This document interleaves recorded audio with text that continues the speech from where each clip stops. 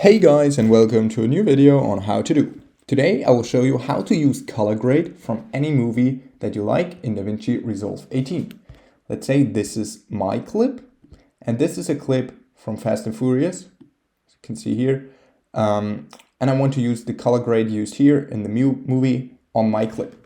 What you want to do is go over to the color edit tab, click your video and add a new node, add serial, just like this.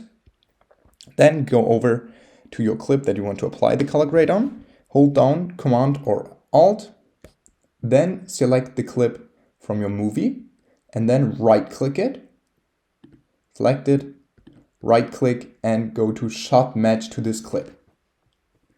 Now it just looks like this and we can edit the key output here under this tab, on the key tab. You can just edit the strength of the color grade.